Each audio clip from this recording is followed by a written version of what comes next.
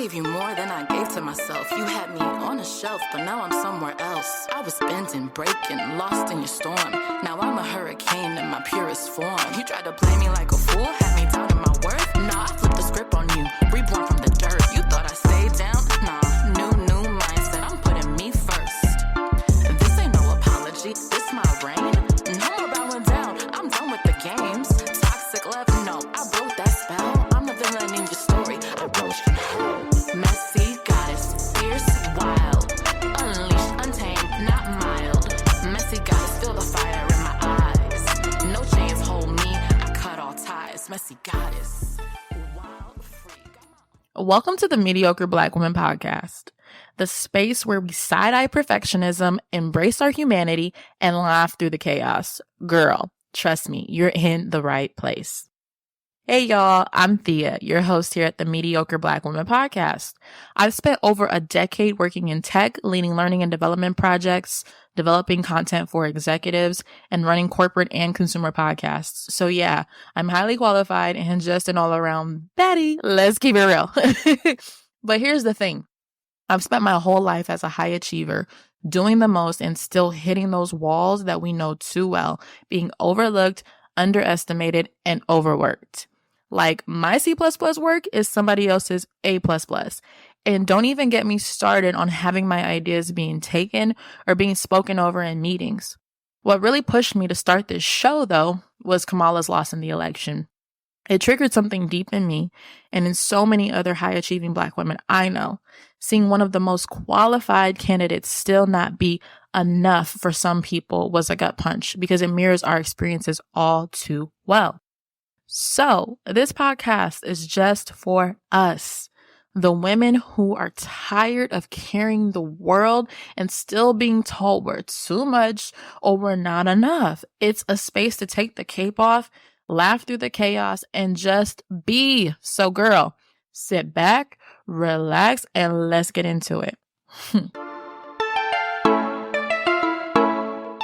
Okay, so today I want to talk about the types of episodes that we're going to share with you all on the podcast. So what to expect. And then I want to get into some actual content today. So first things first, some of the types of episodes that you can expect from the Mediocre Black Woman Podcast are as follows. We're going to read some of our actual content from our Substack because there's some really juicy insights there. So that's the first type of episode that you might hear on the Mediocre Black Woman Podcast. A second type of episode is very conversational, where I share some of my own stories and maybe some of even the stories that y'all submit to me. So that'll be like a story time where we get into more dialogue and it's just more casual conversation about, our stories. And then this is my favorite episode type that I'm really excited about is the iconic woman. So this is where I'm going to pick a woman. They might be a character in a movie or a TV show, or they might be an actual real human being. And we're going to actually learn from that particular person and their story and why we should kind of adopt some of the things that they do or how they show up in a way that empowers us too. Or disempowers us in some cases. I don't know. We'll see how that unfolds. I already have one in mind that I've written, so I can't wait to share that with you guys. So those are the three types of episodes. So we'll have the content from Substack where we read our story, our articles or stories, and then we'll have our actual dialogue around my stories, other people's stories, and then the iconic woman. Okay.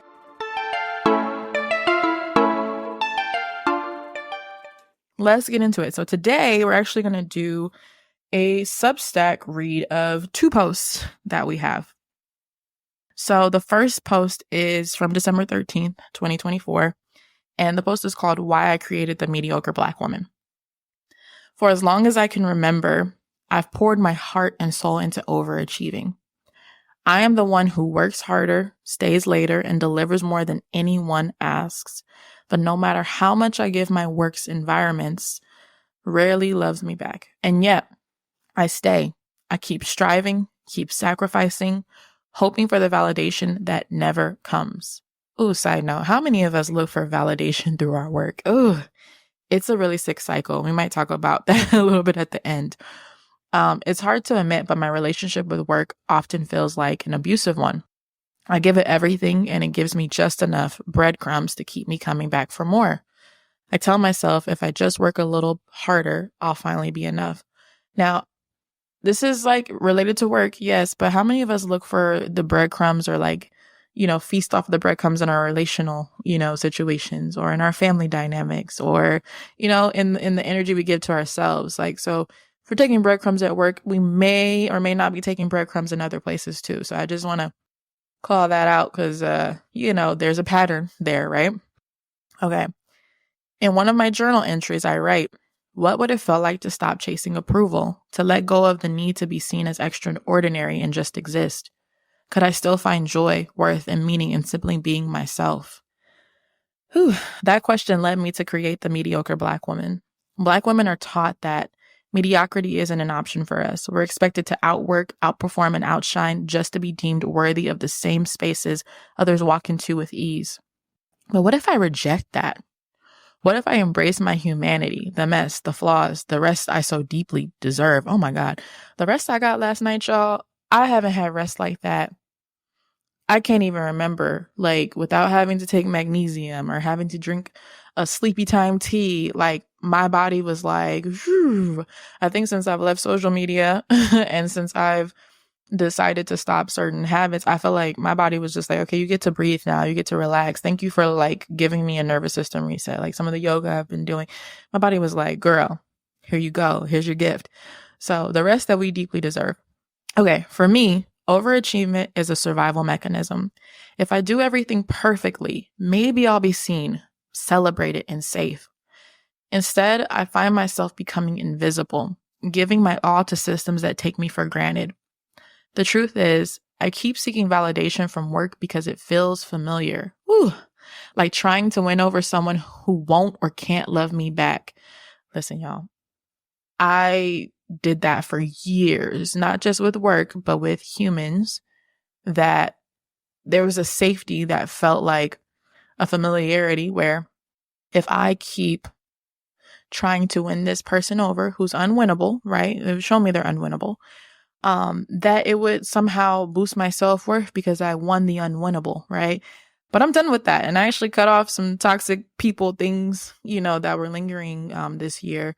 And I can confidently say I'm done with that, So anyway, you guys see how some of these, again, these work patterns mirror some of the things going on in our lives. So I would like ask yourself, are there other areas of my life where I've been like trying to strive to, prove, or do to be seen as worthy and seen as loved, Okay, but I'm done with that. We're done with that, right, y'all? Okay. If you're not, that's okay, but start examining some of those areas, right? Okay. The Mediocre Black Woman is my way of stepping off the hamster wheel of endless striving. It's my act of rebellion against the lie that I need to prove my worth through perfection.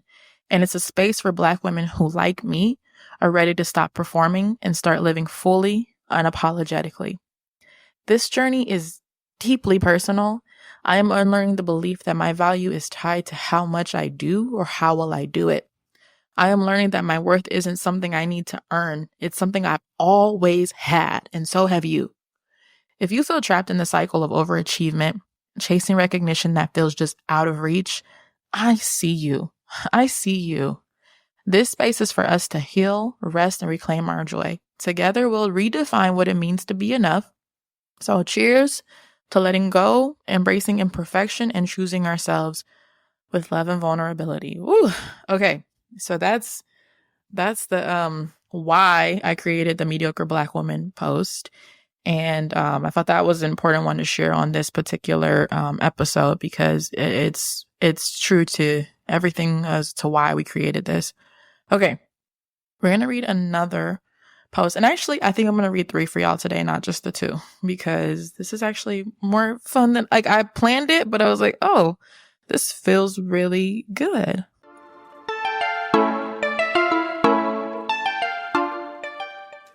So the next post that we'll read is The Myth of Strong Enough to Handle It All. Okay, y'all, I'm just like bearing my soul today. So keeping it together isn't just a skill. It's a survival mechanism. We show up polished, prepared, and powerful, even when our insides feel like they're unraveling. High-functioning depression often hides behind this carefully curated mask, a hidden truth for those who have been conditioned to prioritize resilience over rest and achievement over self-awareness. The weight of being everything. For me, even writing these words feels like an act of rebellion. Naming what I feel, high-functioning depression, still doesn't come easily. It scares me to admit it, because if I name it, I can't deny it. And if I can't deny it, then I have to face what it might mean, that I'm not as together as I want the world to believe, that I might be broken in ways that I'm not ready to confront. So I keep it hidden. I polish the mask. I perform strength and competence like it's the second nature, because in many ways it is. Society has romanticized our ability to endure, to rise above, and to keep going no matter the cost. And I've bought into that myth more times than I care to admit, convincing myself that if I just keep achieving, keep smiling, keep showing up, I'll feel whole again. But I don't. What's lost when we power through? The truth is, this kind of strength, the kind that thrives on silence and suppression, comes at a high cost. High-functioning depression makes me feel like I'm living on autopilot. I can be excelling outwardly, hitting every goal, yet inwardly I feel disconnected and hollow. There are nights when I lie in bed, replaying the day's wins, and instead of feeling accomplished, I feel nothing. It's like my joy has been muted, my sense of self dulled, in the endless pursuit of being everything. And as Black women, we're often expected to embody that everything, to be strong, brilliant, unshakable. The unspoken rules of our existence don't leave much room for being human.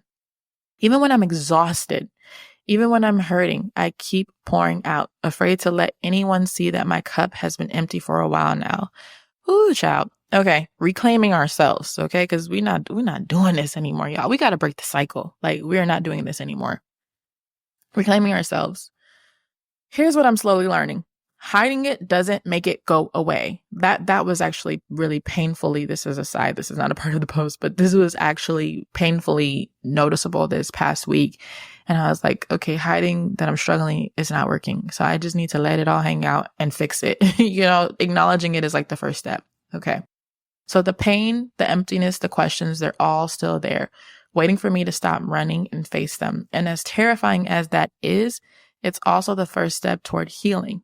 So I'm trying to name what I feel, even when it feels like it might swallow me whole. And honestly, this aside, sometimes we don't even know what we're feeling. So if you're crying, just write down the actual action. Like, I'm crying right now and I don't know why. Like, that's okay. And then eventually you'll start to connect to your emotions more and be able to identify where it's coming from. Like, name the feeling, right?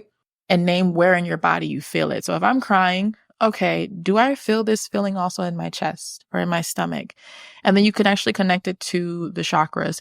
I'm going to see if I can find a comprehensive article about chakras. And, if you're able to connect back to those, you can actually figure out maybe some of what's coming up there. Okay, so I'm going to find something for us for that. Okay, so I'm trying to name what I feel, even when it feels like it might swallow me whole. Trying to remind myself that struggling doesn't make me weak. It makes me human. Trying to let go of the idea that I have to prove my worth through endless achievement. So here are a few things helping me along the way. Exploring my own truth. I'm still learning how to process these feelings. And for now, I've started with myself. Journaling and quiet moments of reflection help me get closer to understanding what I've been carrying. This is not in here, but I feel called to share this. I've noticed that music is a big deal for me. Music has always been a big part of my life and my family's.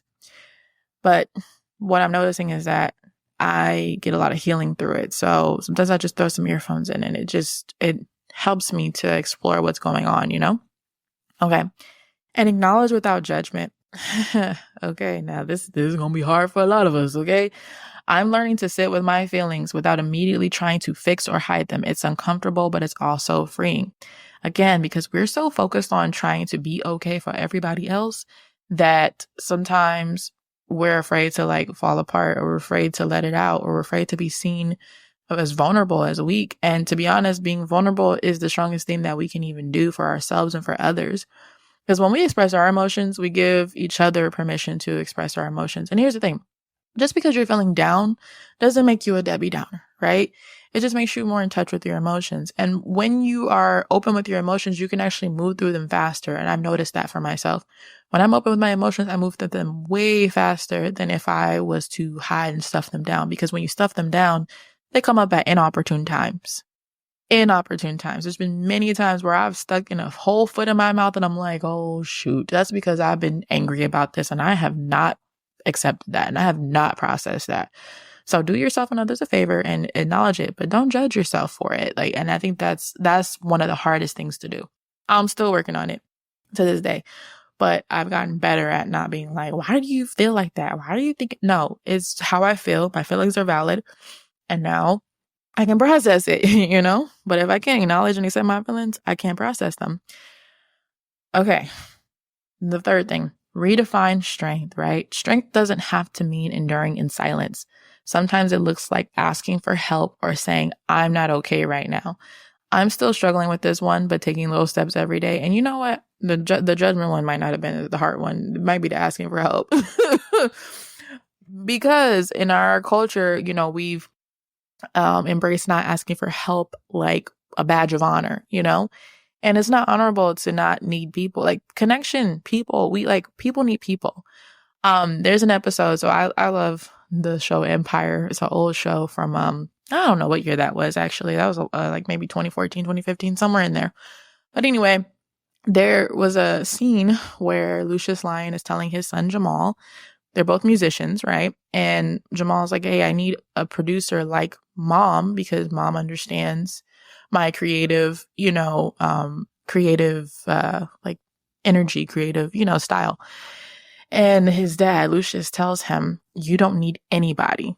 Like when it comes to music, you don't need anybody. And I'm like, oh my God. I remember watching it again recently and I was like, no, people need people. I was like yelling at the screen because people need people. And, when we don't ask for help or we suffer in silence, sometimes we prolong our own healing. And I've had to learn that the hard way. I'm still learning that one. But when we suffer in silence or we don't ask our friends for help or we don't say, hey, I'm struggling right now. I'm struggling and I'm sad. I don't need you to fix it. I just need you to be there for me. And that's it. I don't need you to fix it. I don't need you to try to pull me out of it. I'll pull myself out of it. But I just need you to know and I need you to be there with me. Sometimes it looks like that too, and asking for help is really strength. Okay. Being a Black woman with high functioning depression doesn't make you or me any less worthy, any less valuable. It means that we've been carrying a lot for a long time. And now it's time to start putting some of it down. Let's rest, let's heal, and let's allow ourselves to be enough, even when we don't have it all together. Whew. Okay, let's take a deep breath all together. Okay.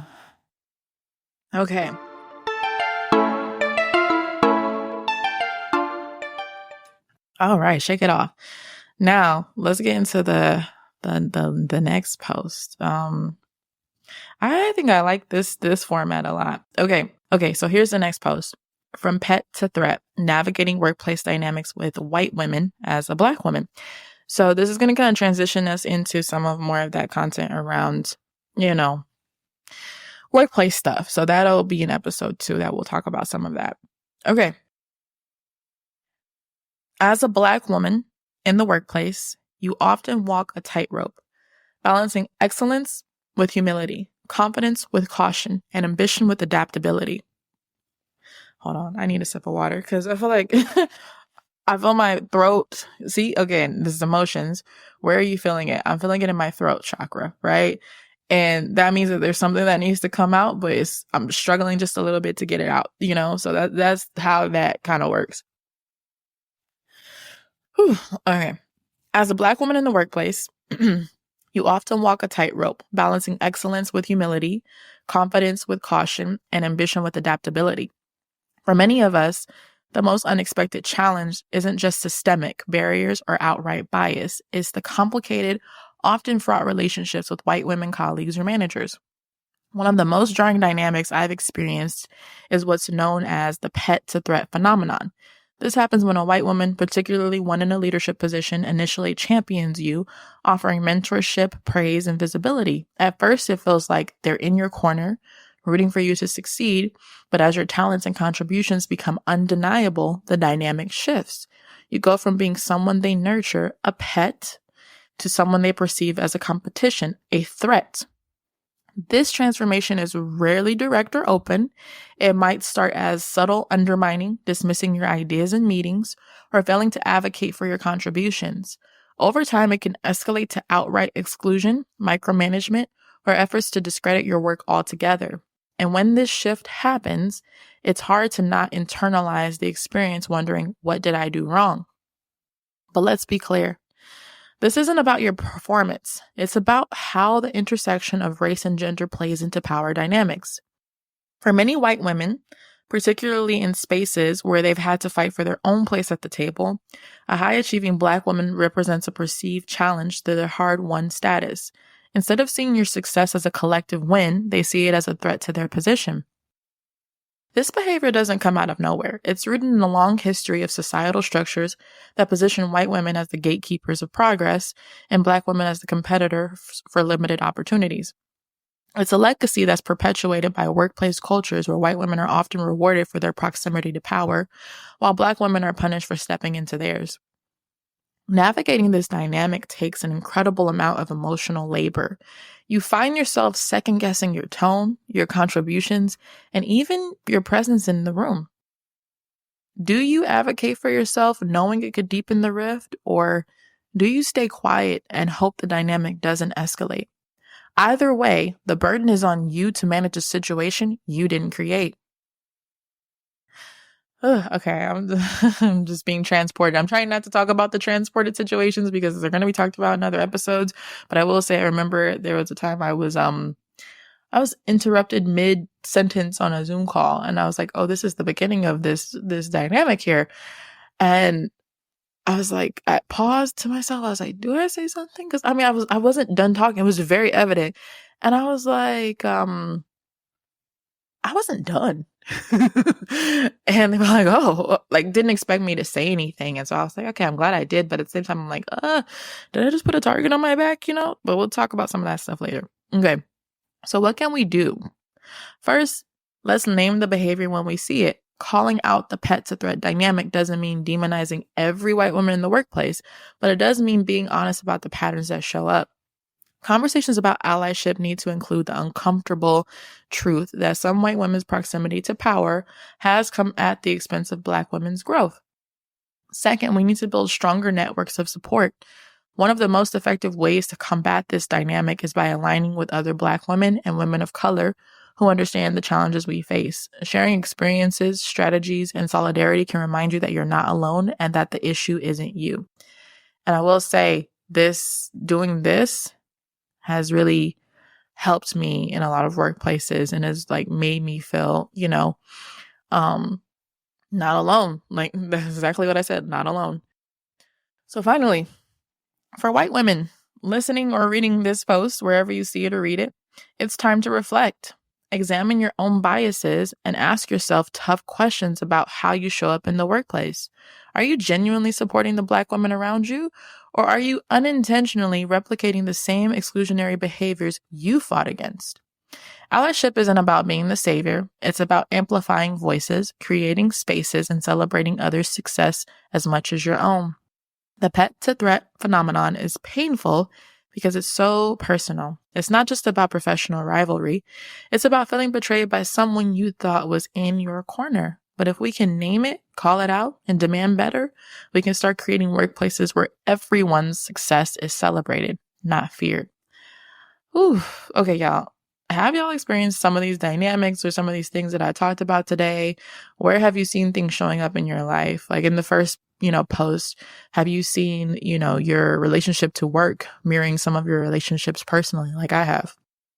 Have you struggled with naming your feelings and your emotions and figuring out where they come from in your body? I have, right?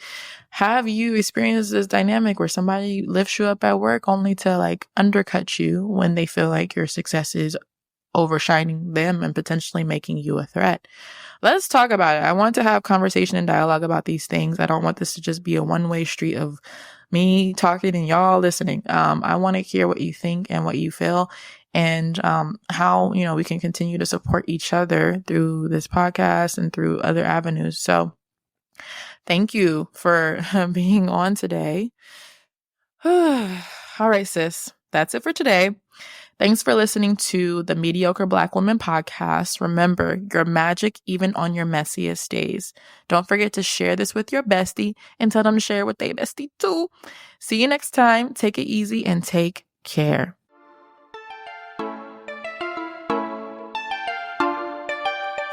Gave you more than I gave to myself. You had me on a shelf, but now I'm somewhere else. I was bending, breaking, lost in your storm. Now I'm a hurricane in my purest form. You tried to play me like a fool, had me doubting my worth. Nah, I flipped the script on you, reborn from the dirt. You thought I stayed down? Nah, new mindset, I'm putting me first. This ain't no apology, this my reign. No more bowing down, I'm done with the games. Toxic love, no, I broke that spell. I'm the villain in your story, I broke you. Messy goddess, fierce, wild, unleashed, untamed, not mild. Messy goddess, feel the fire in my eyes. No chains hold me, I cut all ties. Messy goddess.